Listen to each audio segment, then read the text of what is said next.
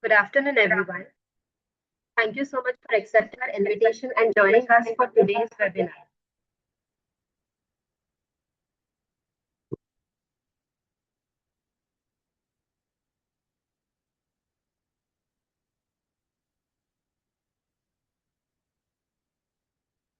Good afternoon, everyone. Thank you so much for accepting our invitation and joining us for today's webinar on understanding and using AB, that is Applied Behavior Analysis for Children. On behalf of ANSHU Therapy and Research Center, I, Dr. Flora Mary Mudaliar, neurophysiotherapist specializing in adult and pediatric neurology, would like to warmly welcome you all. I'm sure today's session will be insightful and informative for everyone joining us.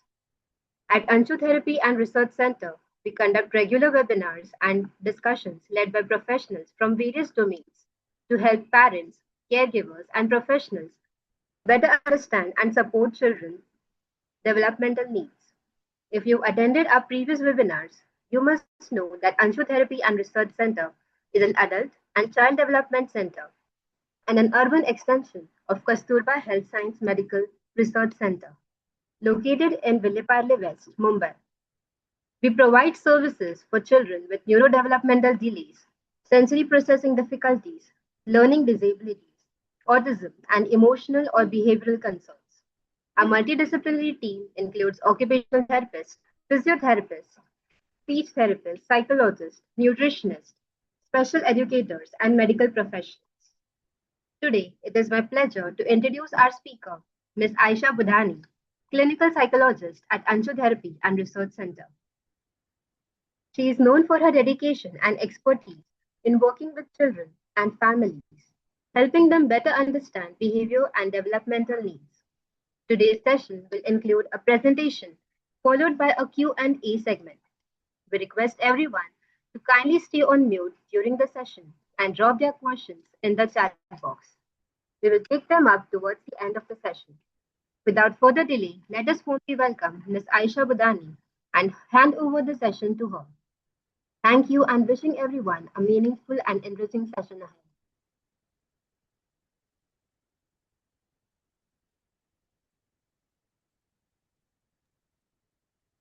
Thank you, Dr. Flora, for the warm welcome. We will start with the presentation.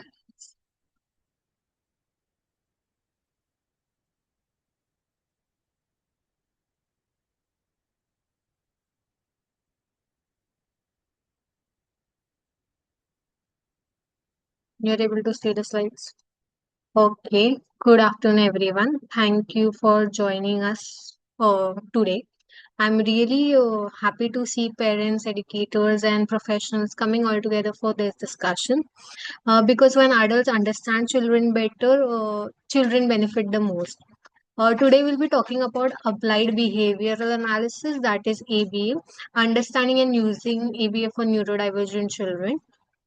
Sometimes AB might sound like a very clinical or like a technical term, but at its core, AB is about understanding why behavior happens and how we can support children in a more calmer, more effective, and more compassionate ways. So the session is not about fixing children. It's more on forcing obedience. It's more about helping children understand better, communicate better, and help them in their day-to-day living. So let's move forward. So this is something if we have caregivers, guardians, parents of neurodivergent children or children in a normal setting, we see children running away. They have difficulty in listening or following instructions. They are crying, throwing tantrums, resisting doing tasks or repeating behaviors again and again. And honestly, these situations can become overwhelming between both the parents and the children.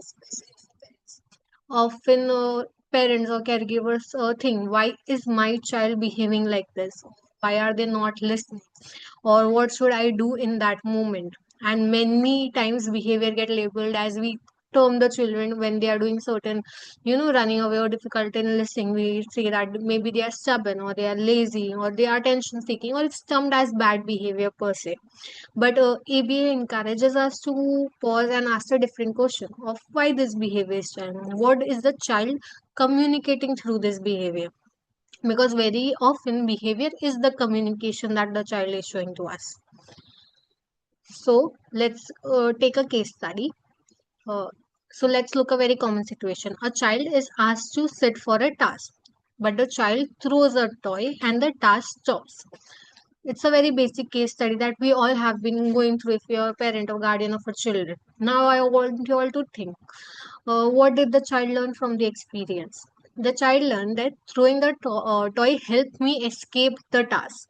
So now this does not only mean the child is manipulative or is intentionally becoming very difficult for us. It means the behavior work. The behavior that work for children is a behavior that often they will repeat again and again. So if they see a behavior working in that favor, they will often repeat and the behavior will come on again and again. So why this behavior comes? Let's come up to the question of why this behavior is happening. So for this we have to understand the behavior. Like, what does AB actually help us to do? It helps us to understand behavior, reduce the frustration, teach communication, build independence, and support emotion regulation. And one thing that is very important to understand and emphasize is ABA is about support and it's not about controlling the child. It's about supporting the child through their behaviors, through their frustration, or through them being overwhelmed. So the goal is not to stop the behavior immediately. The goal is understanding that what the child needs, what the child is struggling with, and how we can teach them a better way to cope and communicate that behavior of whatever the feelings they are having. So let's move on to understand a little more about ABA. So ABA, when it was introduced, it was mostly termed about being about environment, changing the environmental factors, paying little or no attention about the child's safety concern or about the child's personal feelings or evaluation. But now, as the ABA has been progressed, and now that we have modern ABA today, it is more child centric, not about environment or not about guardians or parents, is more about child centric. So today's ABA is child centric. It's flexible. It has become play based. So its first was it was just instruction givings or helping learning them tasks through the given task. So they did not train the child before making them implement some tasks. Now it is implemented through play based and focus on emotional safety. The children should feel safe enough to communicate better, to understand the coping mechanism that we are teaching them today. So we now understand that children learn best when they feel safe, they feel connected, they feel motivated and emotionally regulated. So modern ABA much more focus on communication, participation, independence, and helping children feel successful. So moving on, children learn best through play and connection. This is if parents are going, if the children are going through therapy setups or they are going through OT or physio or even play therapy setups, parents might have understood that through play therapy or play teaching, that is when the most of the progress happens. One of the most beautiful thing now we understand is children learn best through play and connection. For example, a child who loves blocks, who loves playing with blocks, instead of forcing them to read and write and go through books and books, we can use the child's interest. So the blocks could have written alphabets on it, numbers on it, shapes, colors, fruit, anything, and we can help them build a tower. So it could be sequential about A, B, C, D, or 1, 2, 3, or we could model letters or encourage the turn takings, that the child puts one blocks, we put one box. So this helps them learn turn taking, work on communication skills, or even attention and concentration skills also work. So in this, when we are using block, the play to teach the child what his academics or whatever we are trying them to teach, the ones the child participates, the reward is naturally connected to the activity itself. So we are using blocks, which is a reward sort of a thing for the children. So reward is naturally connected to it, and maybe they get to knock down the tower at the last, so it will be a positive reinforcement towards them. So that makes me learning more fun and motivating for the child. We could take another example where uh, if a child likes puzzle, so while the child is solving puzzle, we are actually working on multiple skills together. We are working on shape recognition, fine motor skills, problem solving, attention, and uh, frustration tolerance or tolerance to preferred or unpreferred activities is also increased because problem solving takes time. So the child is learning, child is focused and attention, so the tolerance level is also stretched for this. And the task is always adjust, so we have to adjust the task according to the child's level. We don't have to have like whatever the child's level is. If a child is able to do a 4-piece puzzle, or if a child is able to do a 12-piece puzzle or 20-piece puzzle, or if the child is learning abcd through blocks of fruits, color, shapes through the box, so it would come down to the child's level of what they are capable of doing or what they could do. So the idea is not perfection here. The idea is that the child is trying. The child is trying to do something. The child is participating. There's confidence and there's positive learning experience. So what of the AB is a very a diverse framework, but the main part of it, the main structure of it is the ABC model. So ABC model consists of antecedent, like what happens before the behavior. B is the behavior, as what does the child behave like, and C is what happens after the behavior. So that is counts for the consequences. So for example, let me help you understand what ABC model actually means. So for example, a child is happily playing and suddenly is told stop playing and come to the table for work. So the child starts crying or refusing. Seeing to avoid the meltdown, the parent allows them to have an extra playtime. So what did the child learn? That crying helped me avoid the transition, or the crying helped me avoid the task.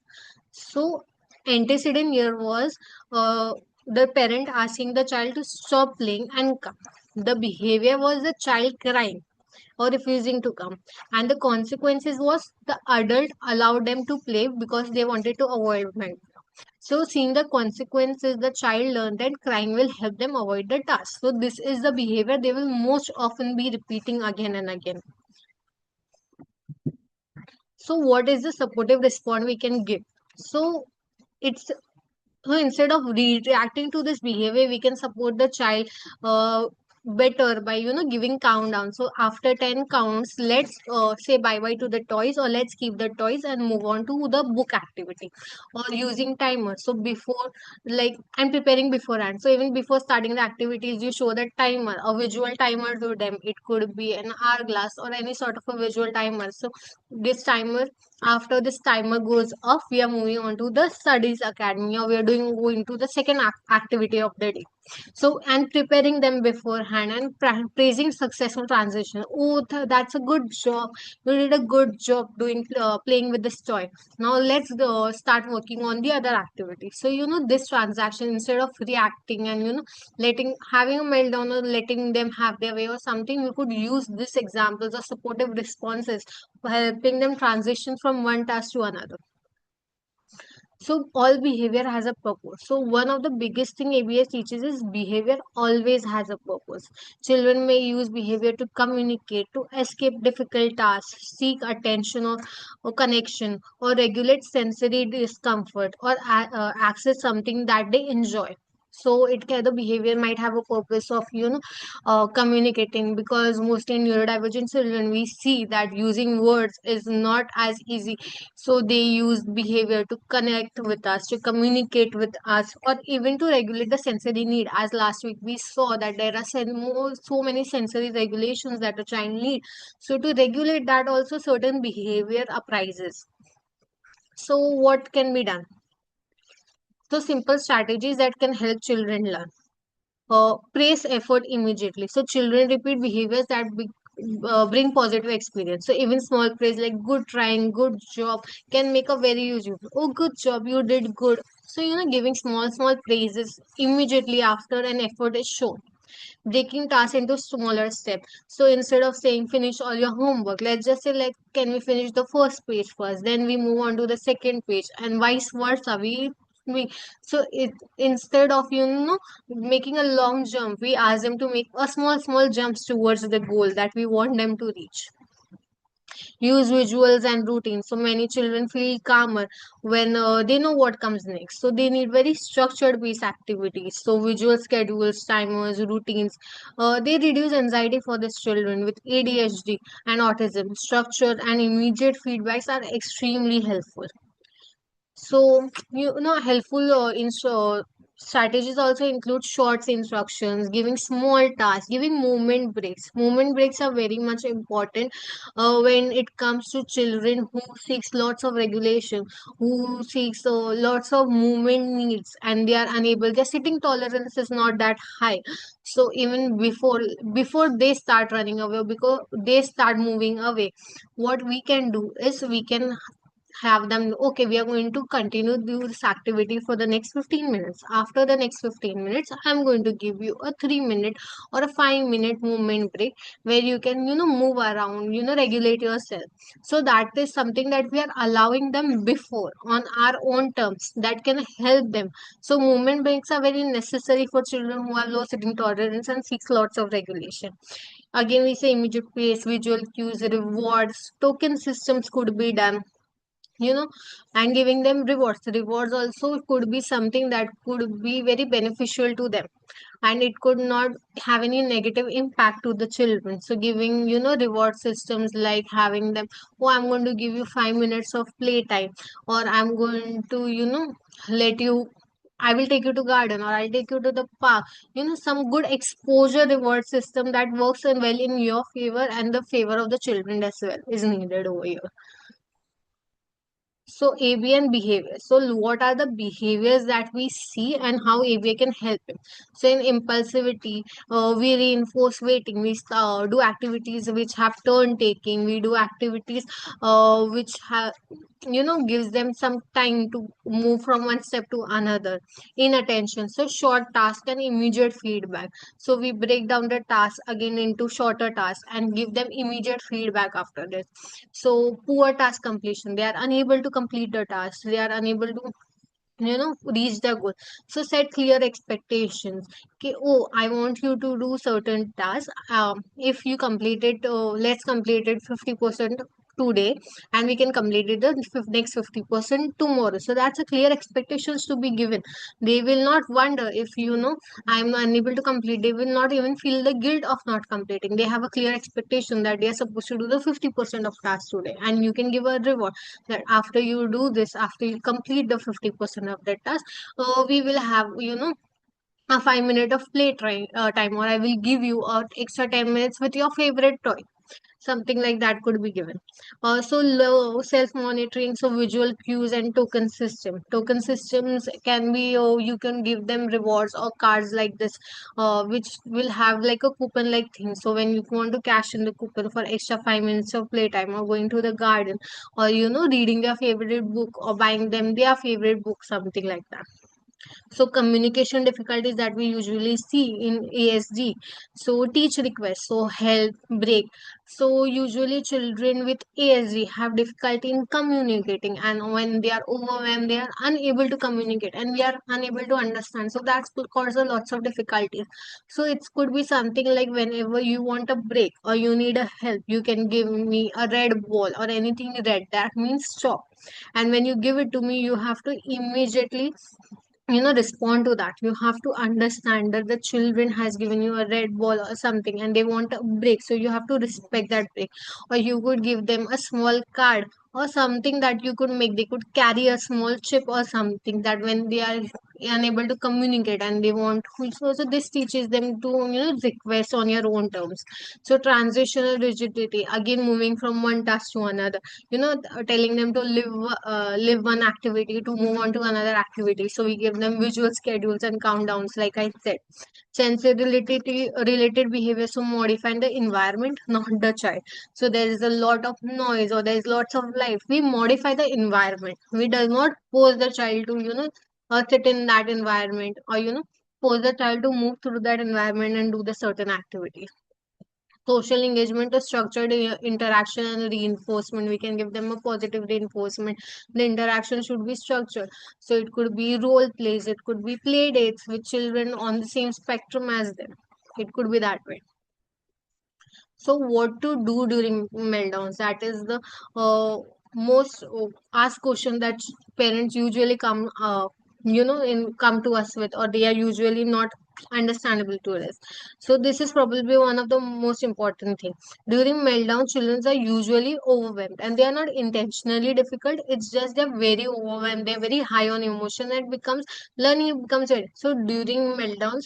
It's us that we have the caregivers or the parents or the adults has to stay calm. They have to reduce the talking. They should avoid arguing or still teaching them or something, and focus on the safety and regulation of the child. So sometimes adults continue to explain, correct, or lecturing during the meltdown, but this is not going to help. The child's nervous system is already overloaded. So teaching should happen after the child is calmed down. When the child is overwhelmed, when the child in the state of phantom behavior or there's a meltdown, so speaking, continuously asking would not help. You have to get yourself calm and let the child give them space, let them be calm at their own time, and then we can move forward. So ABA in everyday use. ABA is not something that whatever that we have spoken can be done in therapy only. It could be done in everyday life, that the parents or the caregivers can introduce ABAs in meal times, in homeworks, in bedtimes, transitions, play, small consistent change. Because coming to therapy and learning all of this will not be. It could also need to be done at home to generalize their responses to different things, or generalize their responses to all the situations.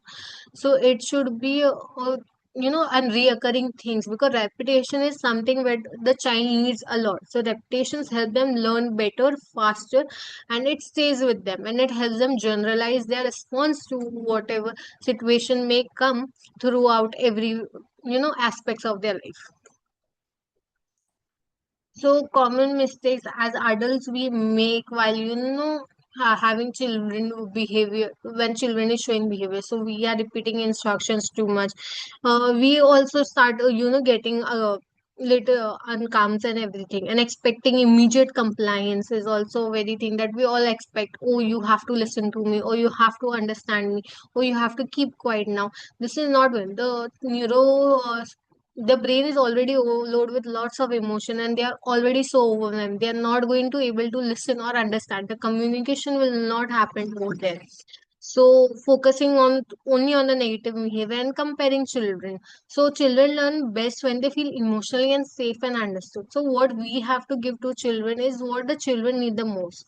At the end of the day, children need safety, patience, predictability, emotional support, co- connection, and clear communication. When children feel emotional safe, learning becomes very much easier for them to like. So to conclude, these are the references that were being used. So to conclude, ABA is not a set of behavior techniques. It is a way of understanding children with empathy, patience, and structure. And when we understand the reason behind behavior, we stop reacting with frustration and start responding with support. So, thank you so much for being here today and for taking your time to better understand and support children. Thank you so much.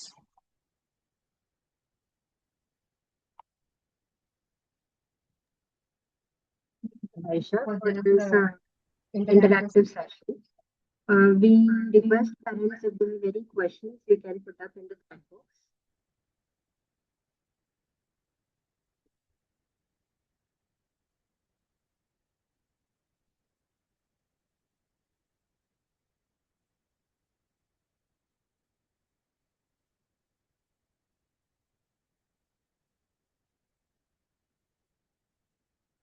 There are no questions.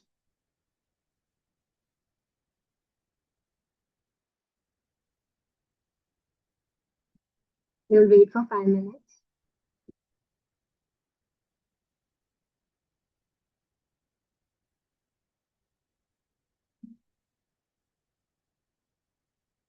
There are no questions. Okay. So, as we come to the end of today's webinar on understanding and using ABA for children, I would like to extend a heartfelt vote of thanks to everyone who joined us today. A special thank you to our speaker, Ms. Aisha Budhani, for sharing her valuable knowledge and practical insights in such a simple and engaging manner. We truly appreciate your time and effort in making this session meaningful for all of us. I would also like to thank all the parents, caregivers, therapists, and participants for your enthusiastic participation, thoughtful questions, and active involvement throughout the session. A sincere thank you to the entire team at ANSHU Therapy and Research Center for organizing and supporting this webinar series with the aim of spreading awareness and empowering families and professionals. We hope today's session provided useful insights that you can apply in your daily interaction with children. Thank you once again for being a part of today's session. We look forward to seeing you in upcoming webinars. Have a wonderful day ahead.